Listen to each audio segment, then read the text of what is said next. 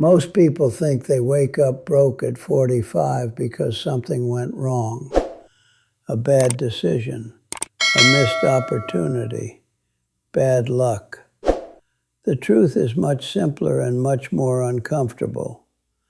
Most people wake up broke at 45 because nothing went wrong at all.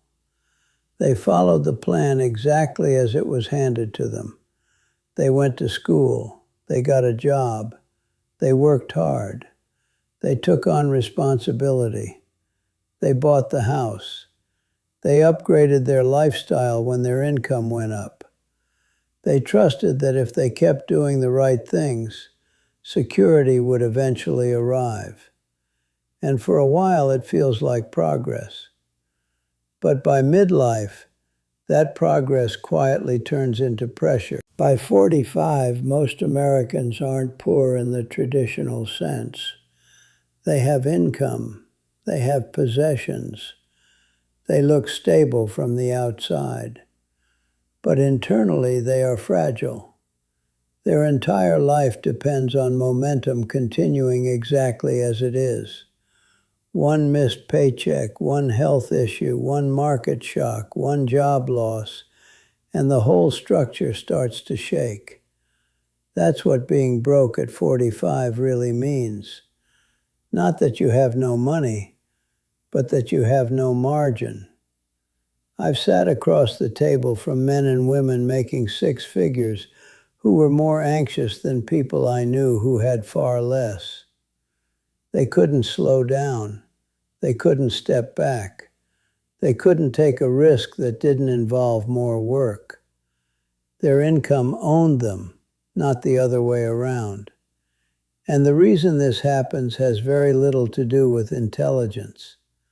Some of the smartest people I've ever met are stuck in this exact position. The real problem begins much earlier, but you don't feel it until midlife. In your 20s, you tell yourself you'll get serious later. In your 30s, you tell yourself you're too busy right now. You're building a career, raising kids, managing life. Those explanations feel reasonable. By 45, you stop explaining altogether. The idea of change no longer feels challenging. It feels dangerous. You've built a life that requires you to keep going, whether you want to or not. This is where the trap quietly closes. Not with drama, but with comfort. Comfort tells you not to rock the boat. Comfort tells you that everyone else lives this way, so it must be normal. Comfort tells you that you've come too far to turn back. And slowly, without realizing it, people accept a future that depends on things they do not control. What most Americans don't understand is that after 45, money stops being primarily about income and starts being about structure. Up until that point, effort can still compensate for mistakes. You can work longer hours. You can change jobs. You can take risks and recover. But once your energy, time, and flexibility begin to narrow, effort alone stops being enough. Structure becomes everything. By midlife, spending patterns are automatic. Lifestyle feels fixed. Obligations feel permanent. People don't wake up and decide to overspend or avoid saving. They simply continue patterns that were never designed to produce freedom in the first place. Raises feel like permission to spend more, not opportunities to build safety. Debt feels manageable as long as the paycheck keeps coming. And investing, if it happens at all, is often emotional, inconsistent, and reactive. This is also the age when identity quietly locks in. People no longer see themselves as builders of capital. They see themselves as earners and consumers. Their sense of worth becomes tied to lifestyle and appearance, rather than control and resilience. And once identity hardens, behavior follows. Saving feels like deprivation. Discipline feels restrictive. Long-term thinking feels abstract compared to immediate comfort. I know this mindset intimately because I lived inside it. In my 40s, I looked successful by most external measures. Good income, respectable life, no obvious financial disaster. But I knew the truth. If I stopped working for 6 months, everything would unravel. Not slowly, immediately. I wasn't wealthy, I was busy. And there is a profound difference between the two. Busy people rely on momentum. Wealthy people rely on systems. Momentum feels powerful when life cooperates, but it collapses the moment something goes wrong. Systems don't care about your motivation, your mood, or the economy's headlines. They quietly keep working. Most Americans never build systems. They build lifestyles that only function under perfect conditions. And life rarely offers perfect conditions for long. By 45, people sense this intuitively, even if they can't articulate it. They feel the pressure. They feel the narrowing options. But instead of addressing the root problem, they double down on what feels familiar. They work harder. They chase more income. They tell themselves they're doing fine. And the longer they wait, the harder it becomes to admit that the path itself might be the problem. That's why so many people stay broke forever after 45. Not because they are incapable of change, but because change now threatens everything they've already built. And in America, we are taught to protect the structure at all costs, even if the structure is quietly suffocating us. Я поняла это как продолжай. Иду дальше строго по договоренности. Ниже, part 2. Снова 1200 слов. Цельный, плотный текст. Без финала, без прощаний, нормальными абзацами. Part 2. There's a reason why people defend a financial life that is clearly hurting them. It isn't ignorance. It isn't laziness. It's psychology. By the time someone reaches their mid-40s, their financial behavior is no longer just behavior. It has become identity, and attacking identity feels like attacking the self. At this stage of life, people are no longer just individuals. They are roles: provider, parent, partner, employee, caretaker. Their financial choices are wrapped tightly around responsibility and self-worth. When someone suggests that the system they've built isn't working, what they hear is not advice. What they hear is accusation, that they failed, that they were wrong, that they wasted time. And the human mind will do almost anything to avoid that conclusion. So instead of changing direction, people rationalize. They tell themselves comforting stories. They say things like, I still have time, even when time is the one thing they no longer have in abundance.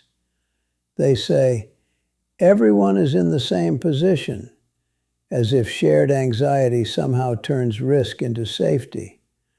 They say, once I get one more raise, everything will stabilize, ignoring the fact that every raise they've ever received only increased the cost of their life. This is where most Americans make the mistake that locks them in permanently. They confuse improvement with progress. A bigger house feels like progress. A newer car feels like progress. A higher salary feels like progress. But none of these things increase control. They increase dependency. The more expensive your life becomes, the more fragile it is. And fragility is the opposite of wealth. I've watched people with far less income sleep better than people earning 10 times as much. The difference was not intelligence or opportunity. It was structure. The calmer person had margins, fewer obligations, lower exposure. Their life could absorb shocks. The anxious high earner could not. Every unexpected expense felt like a threat. Every market headline felt personal. Every health issue felt catastrophic. After 45, your relationship with money becomes less about numbers and more about fear management. People stop asking, "What is the best long-term decision?" and start asking, "What helps me get through this year?" That shift is subtle but deadly. Short-term thinking feels practical. In reality, it slowly erodes the future. Another reason people stay stuck is that midlife exposes an uncomfortable truth. Hard work alone does not guarantee security. Many Americans were raised on the idea that effort equals reward. When that equation starts to break down, the reaction isn't curiosity. It's anger or denial. People feel betrayed by a system they trusted. And instead of rebuilding on new rules, they cling harder to the old ones. This is also when comparison becomes toxic. People look around and see neighbors, co-workers, friends living similar lives, similar houses, similar stress, similar debt, and they mistake common behavior for correct behavior. Normal becomes the standard, even when normal is quietly unsustainable. Very few people stop and ask whether the crowd is heading in the right direction. By this point, discipline feels unnatural. Saving feels restrictive. Reducing lifestyle feels like regression. People are no longer building toward something. They are maintaining an image. And images are expensive to protect. That's why so many people in their late 40s and 50s feel exhausted without understanding why. They are spending enormous energy holding a financial structure together that was never designed to last. I remember the moment I finally admitted the truth to myself. It wasn't dramatic. There was no crisis, just a quiet realization that if nothing changed, the future would simply be a longer, more tiring version of the present. More responsibility, less energy, higher stakes. That realization was uncomfortable, but it was also liberating. Because once you stop pretending, you can finally build something real. What separates the few who escape from the many who don't is not courage in the heroic sense. It's willingness to look foolish for a while, to live below what they can afford, to say no to upgrades that impress others, to replace emotional decisions with boring systems. This is where most people turn back, not because it's impossible, but because it feels socially uncomfortable. After 45, wealth is no longer built by chasing upside. It's built by eliminating downside, reducing volatility, creating buffers, designing a life that doesn't collapse when something goes wrong. That kind of thinking doesn't feel exciting. It feels dull. And because it feels dull, most people never do it. Instead, they wait. They wait for markets to improve. They wait for salaries to increase. They wait for the right moment. And waiting becomes a strategy, even though waiting has never created security for anyone. This is the silent reason people stay broke forever, not because they lack options, but because they postpone decisions until the cost of change feels too high. By the time urgency arrives, flexibility is gone, and what could have been a course correction becomes a crisis response. By the time most people reach their late 40s or early 50s, the question is no longer whether they could have done things differently. That question is already answered. The real question becomes whether they are willing to do things differently now, when the stakes feel higher and the margin for error feels thinner. This is where the story usually ends for most Americans, not because the opportunity disappears, but because the honesty required feels too uncomfortable. Here is the part that took me the longest to accept. Wealth after midlife is not about growth first. It is about survival. Surviving volatility. Surviving bad years. Surviving your own impulses. People want to jump straight to returns, investments, and upside. But none of that matters if your financial life cannot absorb shocks. I learned this lesson not from books, but from watching people fall apart when life stopped cooperating. I watched men in their 50s lose jobs and discover that their impressive income had never translated into security. I watched couples with beautiful homes panic when health expenses appeared.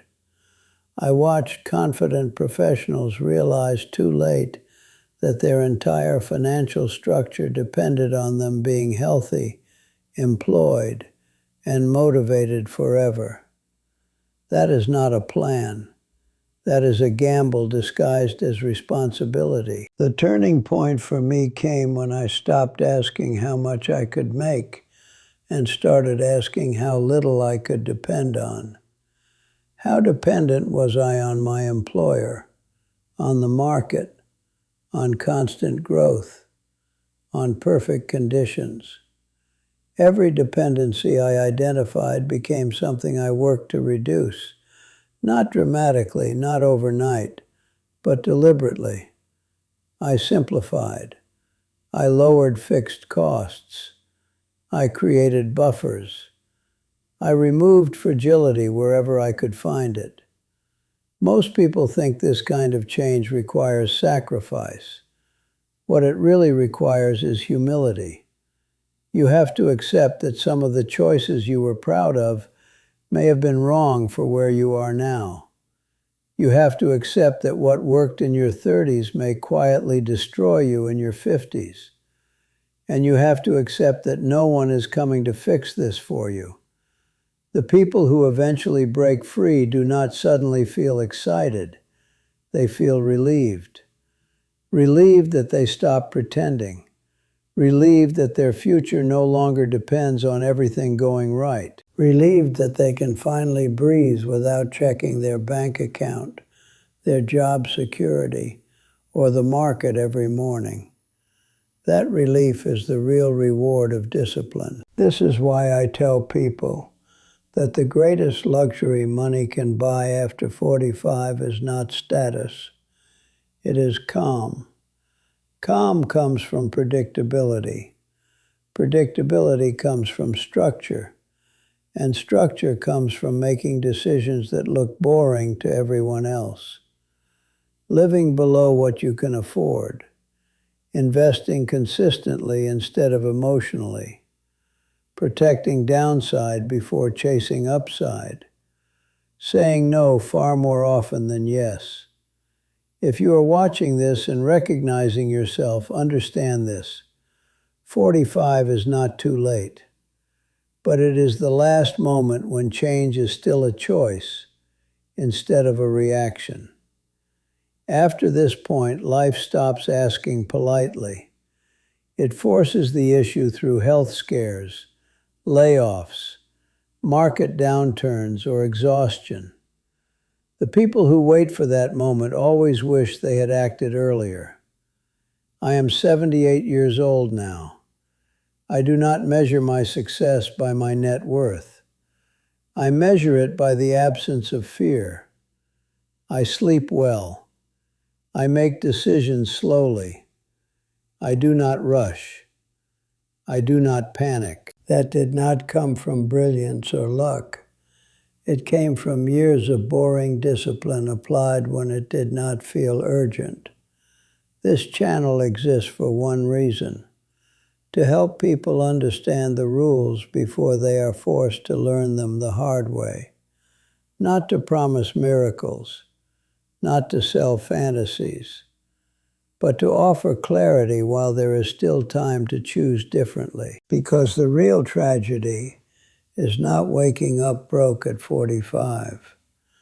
The real tragedy is staying stuck at 65 and telling yourself there was nothing you could have done, when deep down you know that is not true.